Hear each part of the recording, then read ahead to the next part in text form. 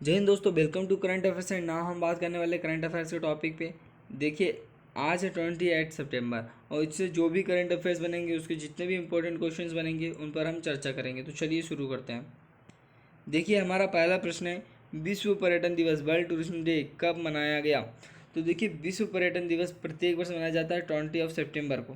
कब? 20 सितंबर को। तो देखिए, विश्व पर्यटन दिवस का एक अलग ही महत्व है अपना, क्योंकि बहुत से देशों की अर्थव्यवस्था जो है सिर्फ पर्यटक पर ही निर्भर करती है। यदि वहाँ पर्यटक आएंगे तो उनकी अर्थव्यवस्था चल पाएगी। आप देख सकते हैं स्विट्ज़रलैंड इसका एक अच्छा उदाहरण है। स्विट्ज़रलैंड जो है मतलब टूरिज्म पर ही आधारित है पूरा, क्योंकि उनकी अर्थव्यवस्था लगभग उसी पर ही निर्भर करती है। जैसे आप देखेंगे, कहीं भी उज्जैन चले जाइए, महाकालेश्वर मंदिर तरफ, केदारनाथ, बद्रीनाथ, तो वहाँ पे जितने भी आसपास के लोग हैं उनकी रोजगार की एक ही एक ही रोजगार का उपाय है, वो है क्या? टूरिज्म। ये आपको ध्यान रखना है। चलिए आते हैं, देखते हैं, हमारी चर्चा कर लेते हैं इसके महत्वपूर्ण बिंदुओं पर।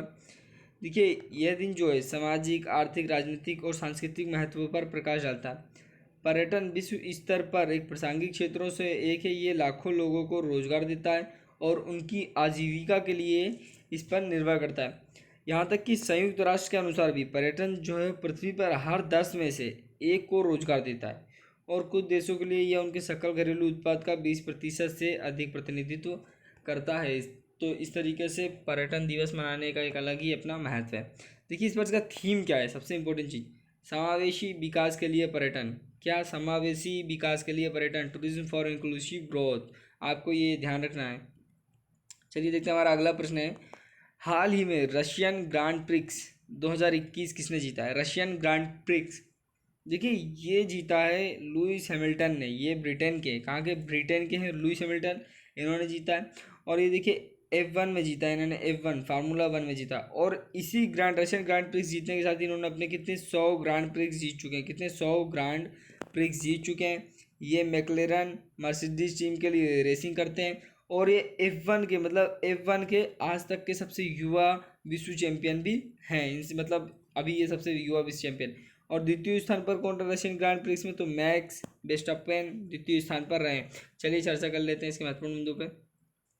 देखिए, लुइस वन फार्मूला 1 F1 के ब्रिटिश ड्राइवर हैं और जो मैकलेरन मर्सिडीज टीम के लिए रनिंग करते हैं। और ये F1 के फार्मूला 1 के आज तक के सबसे युवा विश्व चैंपियन भी हैं। देखिए, लुइस हैमिल्टन ने F1 रूसी ग्रांड प्रिक्स 2021 जीता। ये इनकी 100वीं ग्रैंड प्रिक्स जीते। किस में? देखिए, इन्हें किस रेसिंग में जीता? तो F1 में जीता। और अब तक कितने ग्रैंड प्रिक्स जीत चुके हैं? ये 100 ग्रैंड प्रिक्स जीत चुके हैं। ये देख सकते हैं आप, ये कौन है? ये है लुइस हैमिल्टन। इन्होंने ही जीती है अभी रशियन ग्रांड प्रिक्स F1 में, फार्मूला 1 में। आपको ये ध्यान रखना है। इनके कितने ग्रांड प्रिक्स हो गए हैं? 100 ग्रांड प्रिक्स हो गए। सबसे युवा F1 के सबसे युवा विश्व चैंपियन है। मैकलेरन मर्सिडीज टीम के लिए रनिंग करते हैं। तो ये आपको ध्यान रखना है, लुइस हैमिल्टन। ये देखिए, कुछ इस तरीके की रेसिंग होती है, आपने देखा होगा टीवी में से पहले भी। चलिए देखते हैं, हमारा अगला प्रश्न क्या है। Digital quality of life index, क्या है? Digital quality of life index 2021 में भारत का कौन सा स्थान रहा है? तो देखिए, digital quality of life index में भारत का रहा है 59वां स्थान। देखिए, digital quality of life index से मतलब ये जारी कौन करता है? ये करती है एक साइबर सिक्योरिटी कंपनी, सुरफसार्क। कौन करती है? सुरफसार्क करती है इसे। ये एक साइबर सिक्योरिटी कंपनी सुरक्षार्क, ये 5 मापदंडों को देखती है। उस आधार पर मतलब 110 देशों में से भारत का 59वां स्थान रहा है 5 मापदंडों पर। देखिए, चलिए इस पर चर्चा कर लेते हैं। देखिए, साइबर सिक्योरिटी कंपनी सुरवसार्क द्वारा संचालित digital quality of life index 2021 5 मूलभूत डिजिटल कल्याण स्तंभों के आधार पर देशों को रैंक करता है। इंटरनेट सामर्थ्य, इंटरनेट गुणवत्ता, इलेक्ट्रॉनिक बुनियादी ढांचा, इलेक्ट्रॉनिक सुरक्षा और इलेक्ट्रॉनिक सरकार।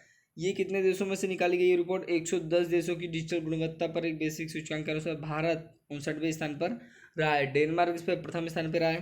द्वितीय स्थान पर रहा है दक्षिण कोरिया। तृतीय स्थान पर फिनलैंड। डेनमार्क की क्या राजधानी? डेनमार्क की राजधानी कोपेनहेगन। दक्षिण कोरिया की राजधानी सियोल। फिनलैंड की राजधानी है हेलसिंकी। देखिए, ये जो है ना, भारत 2020 में कौन से स्थान पे था? तो भारत 2020 में था 57 नंबर पे। कितने पे? 57वें स्थान पे था। और इस बार भारत थोड़ा 2 अंक पीछे आ गया है। तो चलिए देख लेते हैं। देखिए, ये 5 मूलभूत चीज़ें हैं। क्या? 5 इसके आधार पर देता है। तो भारत इलेक्ट्रॉनिक सरकार पे 33वें, इलेक्ट्रॉनिक सुरक्षा पे 36वें स्थान पे, इंटरनेट सामर्थ्य पे 47वें स्थान पे, इंटरनेट गुणवत्ता पे 67वें और इलेक्ट्रॉनिक बुनियादी ढांचा में 91वें। और संयुक्त रूप से देखा जाए तो कितने स्थान पे? 59वें स्थान पे ए। तो ये आपको ध्यान रखना है। इसे कौन जारी करता है? तो इसे जारी करता है सुरक्षा साइबर सिक्योरिटी कंपनी। देखिए एशिया में बात कर लें तो एशिया में भारत कितने स्थान पे है? एशिया में भारत है 17वें स्थान पे। कितने? 17वें स्थान पे है। और अगर पूरे दक्षिण मतलब दक्षिण एशिया में कहा जाए, एशिया में 17वें स्थान पे पूरे, और दक्षिण एशिया में जो है पहले स्थान पे। किस पे? पहले स्थान पे है। और मतलब 110 देशों में कितने स्थान पे? तो 59वें स्थान पे। ये आपको ध्यान रखना है। चलिए आते हैं अगले प्रश्न पे। हमारा अगला प्रश्न है, हाल ही में सहकारी राष्ट्रीय सम्मेलन, सहकारिता सम्मेलन का उद्घाटन किसने किया है? ये क्वेश्चन इंपॉर्टेंट है, आपको ध्यान रखना है। ये क्या है? हमारे गृह मंत्री अमित शाह ने। राष्ट्रीय सहकारी सम्मेलन, देखिए सहकारिता मतलब क्या है? तो कोऑपरेशन, मिलजुल कर कार्य करना एक तरीके से। तो इसका सम्मेलन कहाँ किसने किया है? तो ये किया है अमित शाह ने। देखिए ये इससे होगा क्या सम्मेलन से? तो भारत में जो सहकारिता को गति देने और मजबूत करने के लिए ये सम्मेलन किया गया है। चलिए चर्चा कर लेते हैं इस पर। यह सम्मेलन भारत का पहला ऐसा सहकारी सम्मेलन है जो वैश्विक मंच पर भारतीय सहकारिता को गति देने और मजबूत करने के लिए मंच प्रदान करता है। इसमें देखिए कई कंपनियों ने भी भाग लिया, जैसे IFFCO, national cooperative federation of India, Amul, Sahakar Bharati, NAFED, KRIBHCO और सभी सहकारियों ने संयुक्त रूप से भाग लिया है। इसमें लगभग इस सम्मेलन में 2100 से अधिक लोगों ने भाग लिया। कितने? 2100 से अधिक लोगों ने भाग लिया है।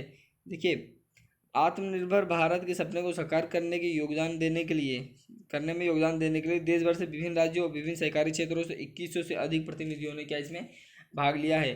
तो ध्यान रखना आपको, सहकारिता सम्मेलन किस लिए? तो देखिए भारत में सहकारिता को गति देने और मजबूत करने के लिए है। इसका उद्घाटन किसने किया?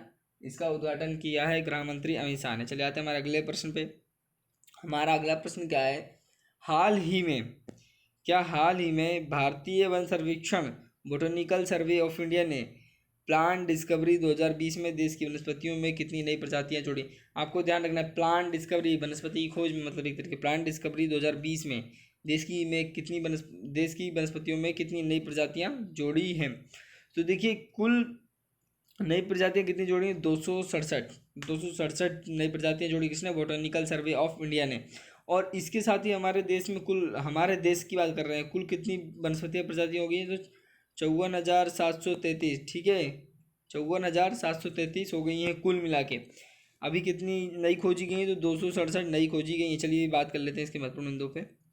देखिए भारतीय वनस्पति सर्वेक्षण ने अपने नए प्रकाशन प्लांट डिस्कवरी 2020 में देश की वनस्पतियों में 267 नए प्रजातियों को शामिल किया है। कितने? 267 नए प्रजातियों को शामिल किया है। प्लांट डिस्कवरी ये खोज का नाम। ठीक, तो अब देखिए 219 जो खोज है उसमें कितना? 119 जो है आर्वद्वितीय, 3 जो है टेरिडोफाइटस, 5 ब्रायोफाइटस, 4 लाइकेन, 57 कवक और 21 शैवाल तथा 18 सूक्ष्मजीवी हैं। टोटल हो गई कितनी? 267। आपको ध्यान रखना है। इसमें जो सबसे ज़्यादा कहाँ पे मिली? तो सबसे ज़्यादा 22% मिली है पश्चिम घाट पर। कहाँ पर? पश्चिमी घाट पर सबसे ज़्यादा मतलब प्रजातियाँ नई पाई गई हैं, 22%। देखिए पौधों की कुल विविधता नई खोजों के साथ भारत में कितने हो गए? 54,733 कुल नवीनतम मतलब प्रजातियां हो गई है।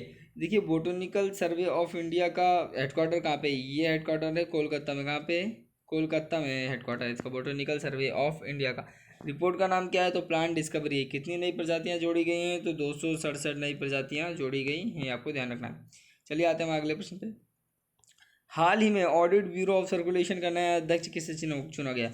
ऑडिट ब्यूरो ऑफ सर्कुलेशन का नया अध्यक्ष, तो ये चुना गया है किसको? देवव्रत मुखर्जी जी को। किसको? देवव्रत मुखर्जी जी को। देखिए audit bureau of circulation ABC है क्या? तो ये गैर लाभकारी संचालन लेखा परीक्षा संगठन है। देखिए लेखा जोखा तो नहीं, लेखा परीक्षा संगठन है। चलिए इस पर चर्चा कर लेते हैं।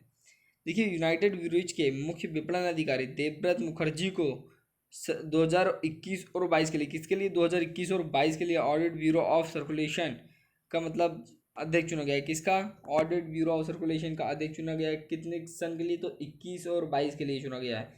अब देखिए ABC audit bureau of circulation एक गैर लाभकारी संचालन लेखा परीक्षा संगठन है। यह भारत में समाचार पत्रों, पत्रिकाओं सहित प्रकाशनों को प्रमाणित और लेखा परीक्षा करता है। देखिए ऑडिट ब्यूरो की बात कर रहे हैं हम। ऑडिट ब्यूरो ऑफ सर्कुलेशन की स्थापना हुई थी 1948 में, और इसका जो मुख्यालय है वो कहाँ पे? तो वो है मुख्यालय मुंबई, महाराष्ट्र में। चलिए आते हैं हमारे अगले प्रश्न पे। हमारा अगला प्रश्न है, हाल ही में सैन्य इंजीनियरिंग सेवा स्थापना दिवस कब मनाया गया? Military engineering service rising day कब मनाया गया? तो देखिए military engineering service rising day प्रत्येक वर्ष मनाया जाता है 26 सितंबर को। देखिए कब? 26 सितंबर को मनाया जाता है। और इस वर्ष हमने कौन सा engineering military engineering service day मनाया? तो ये मनाया है 99वां। कौन सा? 99वां। अब तक मतलब 98 मना चुके थे, 99 था।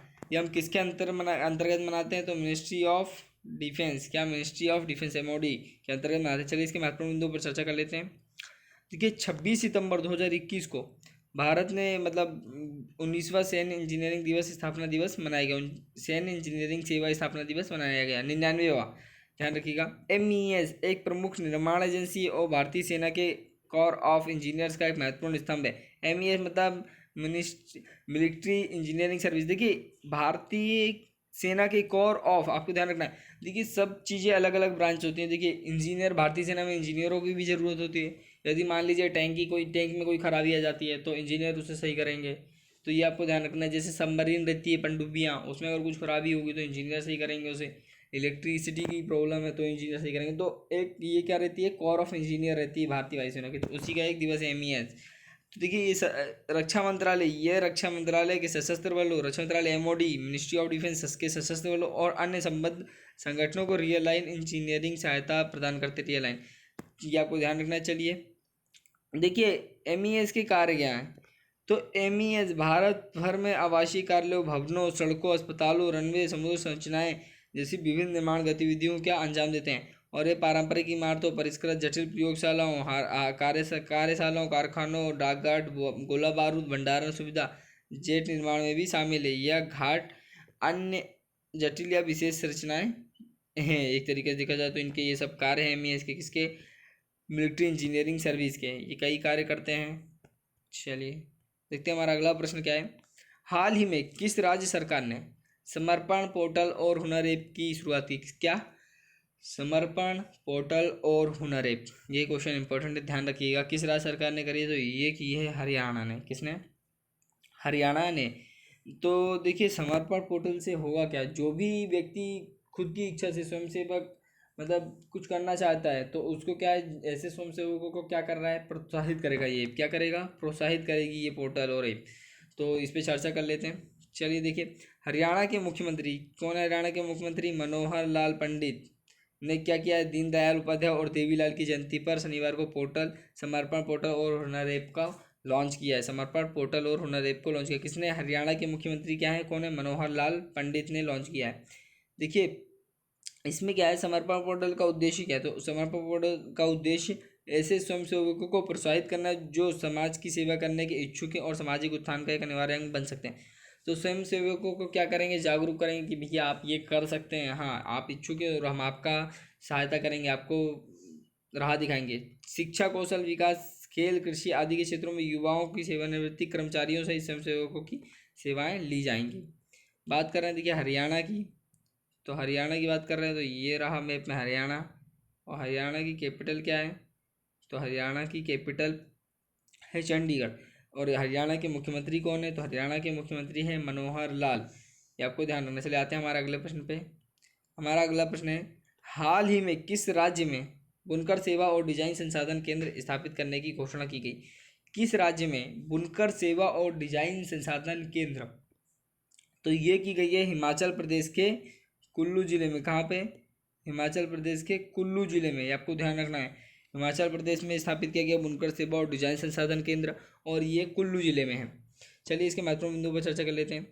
देखिए आपने देखा कि बुनकर सेवा, तो इसमें क्या है? हाथ से बने हुए जो चीज़ रहेंगे जैसे स्वेटर है, मफलर है, तो इनको अंतर्राष्ट्रीय स्तर पर भी निर्यात करने की कार्य किए जाएंगे इस संस्थान के अंतर्गत। देखिए ये किसने? तो वाणिज्य मंत्री पीयूष गोयल ने। किसने? पीयूष गोयल ने हिमाचल प्रदेश के कुल्लू जिले में बुनकर सेवा और डिजाइन संसाधन केंद्र स्थापित करने की घोषणा की। बुनकर सेवा और डिजाइन संसाधन केंद्र कौन, किसने घोषणा करी है? तो ये करी है पीयूष गोयल ने। बुनकर सेवा और डिजाइन संसाधन केंद्र, आपको ध्यान रखना है, हिमाचल प्रदेश के कुल्लू जिले में। अब देखिए ये जो है ना केंद्र राज्य के आकर्षक हस्तशिल्प उत्पादों, मतलब वही स्वेटर मोटर, दस्ताने हाथ के बना लीजिए, मोजे, हस्तशिल्प उत्पादों को प्रोत्साहित करने में मदद करेगा और इन उत्पादों को अंतर्राष्ट्रीय बाजार में निर्यात करने के लिए एक बेहतर मंच प्रदान करेगा। तो आपको ये चीज़ें ध्यान रखना है। ये की बात हिमाचल प्रदेश की है तो ये रही कैपिटल ऑफ, देखिए ये रहा मैप में हिमाचल प्रदेश, और हिमाचल प्रदेश की राजधानी क्या है? तो हिमाचल प्रदेश की राजधानी है शिमला, आपको ध्यान रखना है। चलिए आते हैं हमारे अगले प्रश्न पे। हाल ही में किस सरकार ने उपराष्ट्रपति वेंकैया नायडू को गोपीनाथ बोरदोलोई पुरस्कार से सम्मानित करने का निर्णय लिया? हाल ही में किस सरकार ने उपराष्ट्रपति वेंकैया नायडू को गोपीनाथ बोरदोलोई पुरस्कार, आपको ध्यान रखना है कौन सा पुरस्कार, गोपीनाथ बोरदोलोई पुरस्कार से सम्मानित करने का निर्णय लिया? प्रश्न का बाद ध्यान रखिएगा, ये किया है असम सरकार ने। किसने? असम सरकार ने। अभी देखिए दिया नहीं गया है इन्हें पुरस्कार, ये पुरस्कार इन्हें दिया जाएगा। कब दिया जाएगा? तो ये पुरस्कार इन्हें दिया जाएगा 3 अक्टूबर को। और देखिए ये गोपीनाथ बोरदोलोई जो पुरस्कार है ये किसके नाम पर है? तो ये एक बहुत ही बड़ी मतलब स्वतंत्रता सेनानी और असम के पहले मुख्यमंत्री को दिया गया है। किस पहले मुख्यमंत्री मतलब नाम पर ये पुरस्कार है। ये अब पुरस्कार किसे दिया जा रहा है? तो उपराष्ट्रपति वेंकैया नायडू गोपीनाथ बोरदोलोई पुरस्कार से सम्मानित किया जाएगा। चलिए चर्चा कर लेते हैं इस पर। देखिए असम सरकार ने उपराष्ट्रपति वेंकैया नायडू को राष्ट्रीय एकता और राष्ट्रीय योगदान के लिए लोकप्रिय गोपीनाथ बोरदोलोई पुरस्कार से सम्मानित करने का निर्णय लिया। क्यों? राष्ट्रीय एकता और राष्ट्रीय योगदान के लिए। ये किया जाएगा 3 अक्टूबर को असम में, जब प्रस्तावित यात्रा के दौरान नायडू को यह पुरस्कार प्रदान किया जाएगा। ये पुरस्कार का नाम किसके नाम पर है? तो एक स्वतंत्रता सेनानी, महास्वतंत्रता सेनानी और भारत की आज़ादी के बाद असम के पहले मुख्यमंत्री कौन? लोकप्रिय गोपीनाथ बोरदोलोई के नाम पर रखा गया है। आपको ये ध्यान रखना है। चलिए देख लेते हैं। देखिए असम, बात असम की कर रहे हैं तो असम के मुख्यमंत्री कौन है? असम के मुख्यमंत्री है हिमंता बिस्वा शर्मा। असम की राजधानी क्या है? असम की राजधानी है दिसपुर। ये आपको ध्यान रखना है। Thank you for watching. धन्यवाद।